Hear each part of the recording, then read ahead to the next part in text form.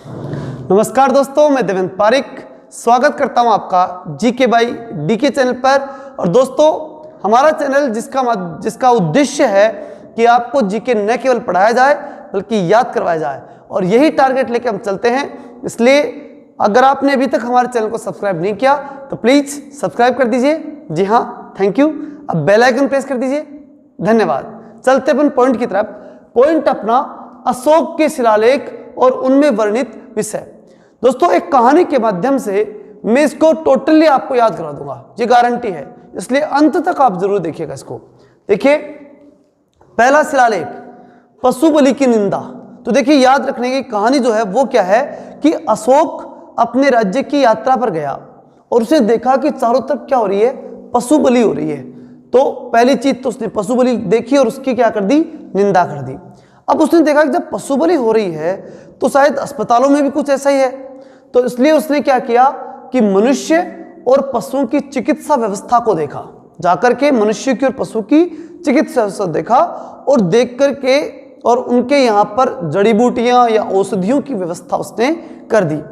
तीसरी चीज फिर ये देखा और उसके बाद में उसने क्या देखा कि यहाँ पर जब जो चिकित्सालय हैं उनकी बढ़िया व्यवस्था नहीं है तो अधिकारी क्या कर रहे हैं, अधिकारी सो रहे हैं फिर। तो इसलिए उसने क्या किया कि राज्य अधिकारियों को आदेश दिया कि आप 5वें वर्ष दौरे पर जरूर जाएं। सारे राज्य अधिकारियों को आदेश दे दिया कि जनता के पास जाइए और जाकर संभालिए उनको। और उसके बाद में जो है वो भेरी घोष की जगह धम घोष, मतलब अब वो यहाँ पर जब आम जनता की बात कंप्लीट हो गई तब वो सेना के पास गया, क्योंकि देखिए सेना का प्रभाव जनता पे पड़ता है। इसलिए उसने माना कि सेना में कहीं ना कहीं गड़बड़ है, इसलिए जनता इतनी हिंसक हो गई। इसलिए सेना के पास जाकर वो कहता है कि आप अब भेरी घोष की जगह क्या कीजिए, धम की घोषणा कीजिए, अर्थात धम को ज्यादा फैलाइए। ये कहने के बाद अब अशोक आ जाता है अपने राज्य में फिर से।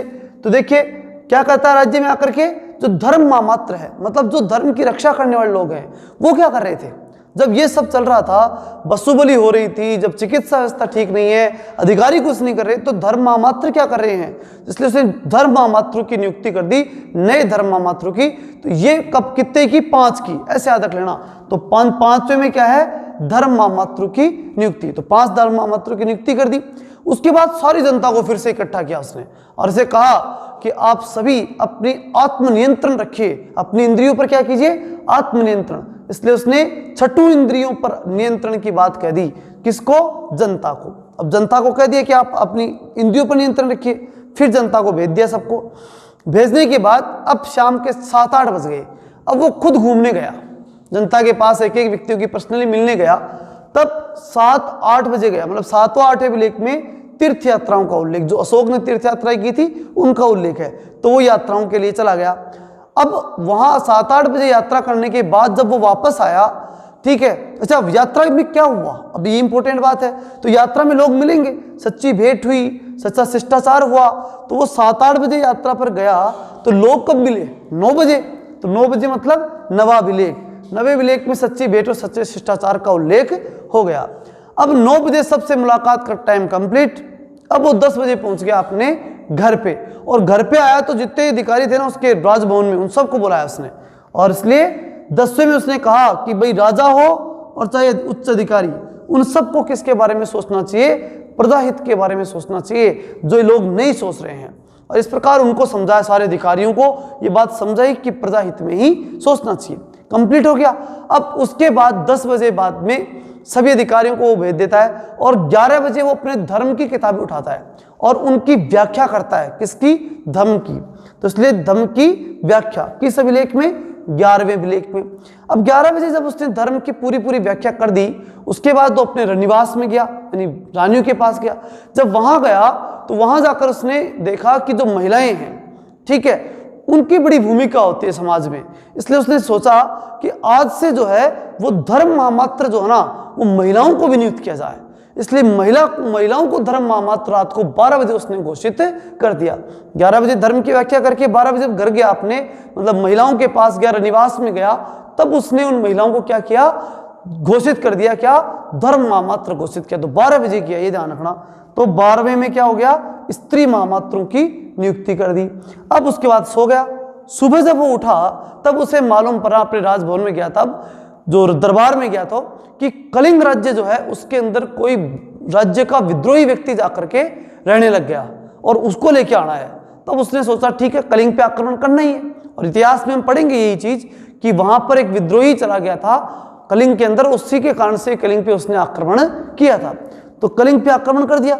अब कलिंग के ऊपर जब आक्रमण किया तो उसका क्या याद रखेंगे कि तेरे ऊपर हम आक्रमण करेंगे भाई कलिंग, ठीक है ना। तो ये उसने कह दिया कि 13वां, मतलब तेरे ऊपर आक्रमण करने, किस पर? कलिंग पर। अब जैसे वो आक्रमण करने गया तो आसपास के जो राजा थे वो क्या थे? यवन राजा। मतलब आपने अच्छी तरह पहले पढ़ा है कि मौर्य काल के समय या मौर्य काल से जस्ट पहले यहाँ सिकंदर मान यहाँ आया था। यवनों का अच्छा खासा साम्राज्य था। यवन मतलब यूनानी, ठीक है। तो इसलिए उन राजाओं का भी यहाँ उल्लेख मिलता है, पड़ोसी राजाओं का, जो आसपास के कलिंग के और उनके आसपास जो पड़ोसी राजा थे उनको भी देखेंगे, फिर आक्रमण करेंगे तो वो भी मिल गया। और उसके बाद जब ये युद्ध हुआ कलिंग का, उसके बाद उसने जब रक्तपात देखा, उसके बाद अशोक का जो हृदय परिवर्तन हुआ था वो भी किस में है? इसी कलिंग युद्ध वाले अभिलेख यानी 13वें अभिलेख में है। अब ये सब कुछ देख के वो घर आया तो उसने जनता को फिर से एक बात कही कि कुछ नहीं पड़ा इन युद्धों में, शांति में सब कुछ है। इसलिए उसने कहा कि जनता को धार्मिक जीवन बिताने के लिए उसने कहा। ठीक है दोस्तों, कंप्लीट है। अब लगातार देखते रहने के लिए आपसे फिर कहूंगा कि आप हमारे चैनल को सब्सक्राइब करके नोटिफिकेशन के लिए बेल आइकन जरूर दबा दीजिए और अधिक से अधिक दोस्तों के पास भेजिए। दोस्तों अगर आप बेल आइकन नहीं दबाते हैं तो आपके पास नोटिफिकेशन नहीं आता और आपकी जो रेगुलर स्टडी है वो नहीं हो पाती। इसलिए प्लीज आप ये सब कीजिए। Thank you. जय हिंद, जय भारत।